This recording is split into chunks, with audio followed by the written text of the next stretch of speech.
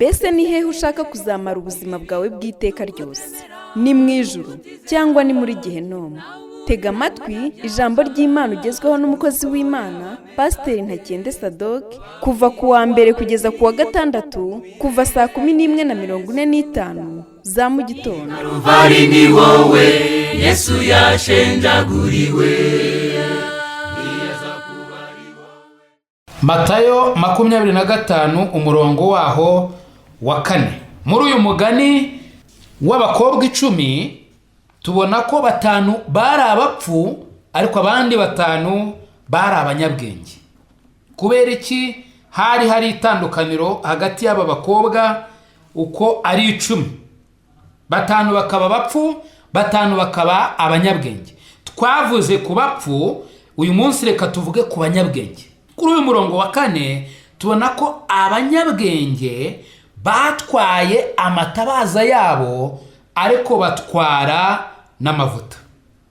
Amavuta iyo urebye mu byanditswe henshi hatandukanye ubona yuko ashushanwa n'umwuka wera. Mu yandi magambo, aba bakobwa b'abanyabwenge ntabwo bagendaga nk'abatazi iyo bajya, ntabwo bagendaga bashidikanya, ahubwo bagendaga bazi neza aho barimo kujya. Iyo ugarutse inyuma ukitegereza bano bakobwa bombi, urebeye inyuma, bose baratumiwe, bose barahagurutse, bose baragenze urugendo rurerure, ndetse bose barananiwe. Bose iyo urebye barasinziriye. Ari abapfu barasinziriye, ari abanyabwenge barasinziriye, ndetse bose barakangutse. Bapfu barakangutse n'abanyabwenge barakanguka. Hano ndatekereza yuko nk'uko tubizi hazabaho gupfa. Umuntu wese uri kuri iyi si ntashobora kwibeshya ngo yizere yuko atazigera apfa. Yaba yizeye ibinyoma. Birivuga yuko tuzapfa, ndavuga ku buryo bw'umubiri, ariko niba dukijijwe ntabwo tuzapfa mu buryo bw'umwuka.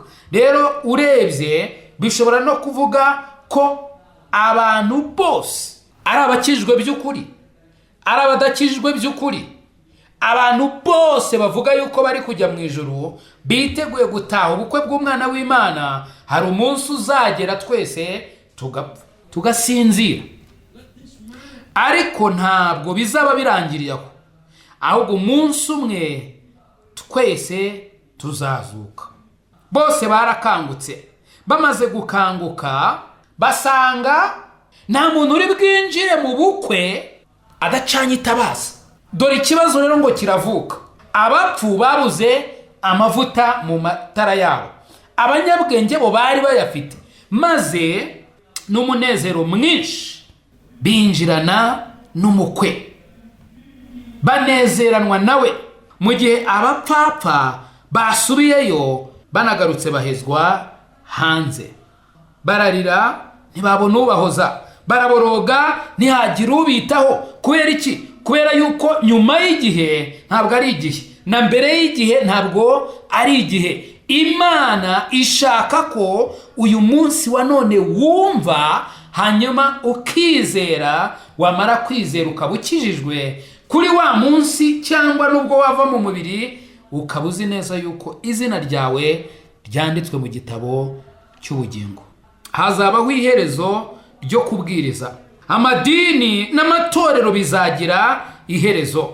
Ibitekerezo by'abantu bizagera ku iherezo. Nawe ibyawe nshuti yanjye uteze amatwi, menya ko bizagera ku iherezo. Kandi icyo gihe nawe uzaba ugeze ku iherezo ryo kuba wafata umwanzuro. Uzaba ugeze ku iherezo. Ntiwasubira inyuma ngo ugende ufata imyanzuro utafashe. Ntiwasubira inyuma ngo ugende uhindura ibyo utakoze. Uzaba ugeze ku iherezo ryo gufata imyanzuro. Nta wundi mwanzuro uzafata nyuma y'icyo gihe. Hari abantu Yesu yavuze muri Matayo igice cya 7.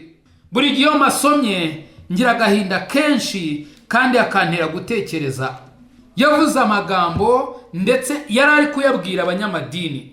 Matayo igice cya 7 uhereye ku murongo waho wa 14, 13 mumbabarire. Yesu yavuze iby'irembo rifunganye nk'uko mubizi Bibiliya itubwira yuko hariho inzira ebyiri cyangwa se hariho amarembo abiri. Hari inzira ifunganye, hakaba n'inzira ngari. Umva nshuti, uramenya uce mu nzira ifunganye, kuko Yesu nk'uko yabivuze hano, iyi nzira ifunganye ijyana abantu mu bugingo, naho inzira ngari ijyana abantu mu kurimbuka. Yesu aburira buri muntu wese kwirinda abigisha b'ibinyoma. Amaze kutuburira kwirinda abigisha b'ibinyoma, kuri 21 yavuze ukuntu bizamera ku munsi w'imperuka. Icyampa ugatega amatwi rino jambo, icyampa ukaritekerezaho, kuko byaba ari agahinda iri jambo nawe uribwiwe ku munsi w'imperuka, maze ukibuka yuko hari igihe wigeze kuba uri kumva iri jambo ukaryumva. Yesu yaravuze kuri 21, Matayo 7:21, yaravuze ngo umuntu wese umbwira ati mwami mwami, si uzinjira mu bwami bwo mu ijuru, keretse ukora ibyo data wo mu ijuru ashaka. Hano hari abahita babwira ngo gufasha abakene ndabafasha. Jewe ntanga amaturo, ntanga icya 10, ndirimba no muri korali, yewe gende n'umunyamasengesho, ndi umudiyakoni, ndi umuvugabutumwa, ndi iki n'iki. Ugasanga abantu bihaye amahoro bakeka ko ibyo ngibyo ari iby'Imana ishaka. Tega amatwi wumve neza nshuti yanjye. Kuri 22 Yesu aravuga ngo benshi bazambaza kuri uwo munsi bati mwami mwami, nitwahanuraga mu izina ryawe. Wenda uribaza uti none se ubwo Sadoki koko ushatse kuvuga yuko abantu bahanura batazinjira? Wateza amatwi se ukihanganana nanjye tukaza kumva icyo Yesu avuga. Mwami, nitwahanuraga mu izina ryawe, nitwirukanaga abadayimoni mu izina ryawe, nitwakoraga ibitangaza byinshi mu izina ryawe. 23 nibwo nzaberurira nti sinigeze kubamenya, nimumve imbere mwankozi z'ibibi mwe. Mbega agahinda ku bantu bitwa abahanuzi, mbega agahinda ku bantu birirwa barwana n'abadayimoni, mbega agahinda ku bantu bavuga ngo bafite impano nyinshi zitandukanye zirimo n'izo gusengera abarwayi, ariko batarigeze bakora ibyo data wo mu ijuru ashaka. Ibyo ashaka ni ibiki? Data wo mu ijuru atwihanganira n'uyu munsi urimo, adashaka ko hagira n'umwe urimbuka, ahubwo ashaka ko bose bakwihana bagakizwa. Hazaba umubabaro ukomeye ku bantu bazaba baramaze ubuzima bwabo bwose batekereza ko bari mu nzira ijya mu ijuru, hanyuma bakumva ijwi rya Yesu rivuye mu kanwa ke, bishyize mu myanya bategereje, bakeka yuko izina ryabo riri buhamagarwe, maze bakabwirwa ngo ntabwo muri bwinjire.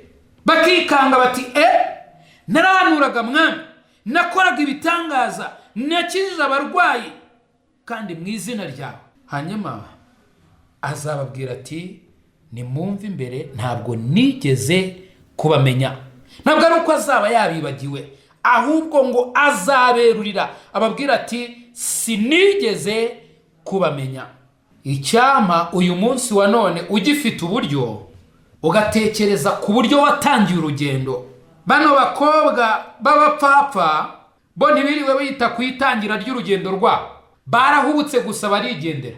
Abanyabwenge bo bateguye iherezo ry'urugendo rwabo bakiri iwabo, batari bahaguruka.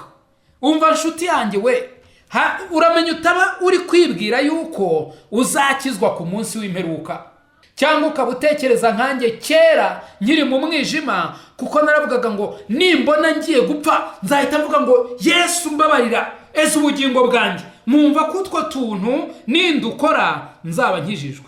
Iyo si inzira y'agakiza. Birambwira ngo uyu munsi niwo wo gukirizwamo, uyu munsi niwo wo kwemererwamo, ntabwo ari cyagiye igihe uzaba upfuye cyangwa se urimo gusamba. Ndabinginga nshuti bakundwa ngo munyure mu irembo rifunganye uyu munsi bigishoboka, kuko hazaba umunsi bizaba bitagishoboka, ubwo impanda izavuga, ijwi rikavugira mu ijuru ngo uwera nagumye yere, n'uwanduye nagumye yandure, icyo gihe nta muntu uzongera gufata umwanzuro, bizaba birangiye. Icyampa uyu munsi wa none ukamenya neza ko ari wo munsi ufite, maze ugatekereza ku iherezo ry'ubuzima bwawe. Nta rindi zina twahawe munsi y'ijuru dukwiriye gukirizwamo keretse izina rya Yesu Kristo wenyine.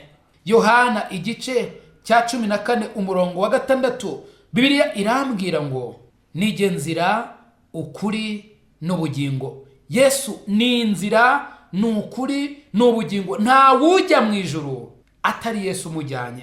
Ntabwo wajyanwayo n'idini yawe, ntabwo wajyanwayo n'intekerezo zawe, ntabwo wajyanwayo n'imirimo yawe myiza. Yesu niwe nzira imwe rukumbi yinjira mu ijuru.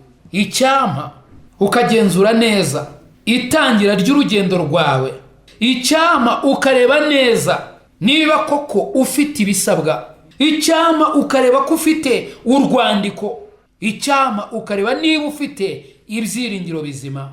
Ese ntiwamwemerera akaza mu mutima wawe, ukamwemerera ko uri umunyabyaha kandi ko ubibona ko ukwiriye kurimbuka, ariko kandi ukamushimira impano y'Imana yatanze muri Yesu Kristo igihe yapfaga ku musaraba, maze ukizera icyo gitambo cya Yesu Kristo? Umva nshuti, ibyo ubikoze koko umaramaje mu mutima wawe, izina ryawe ryakwandikwa mu gitabo cy'ubugingo. Mana, dufashe, fasha buri muntu wese utari wakizwa, umumurikire mu mutima arebe ukuri kw'ijambo ryawe, maze yizere ubutumwa bwiza ahabwa agakiza.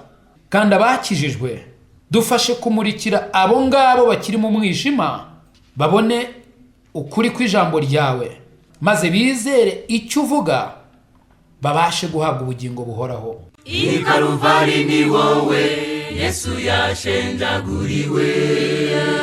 Nshuti mukundwa, mbese aho izina ryawe ryanditswe mu gitabo cy'ubugingo? Ese impanda ivuze Yesu agarutse nona, cyangwa uramutse uvuye mu mubiri, wizeye neza 100% ko wajya mu ijuru? Ndakwinginga ngo uyu munsi utekereze ku iherezo ryawe, maze ufate umwanzuro uruta iyindi. Imana iragukunda kandi Yesu aragutegereje. Ngwino, tebuka aguha agakiza, akuruhura umutwaro w'ubwoba, aguha amahoro, umunezero n'ibyiringiro byuzuye byo mu mutima. Ukeneye ubundi bufasha, waduhamagara kuri izi nimero: 0783 00 16 46.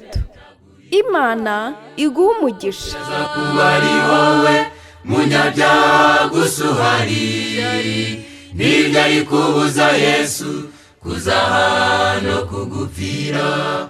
Niwaburira imbabazi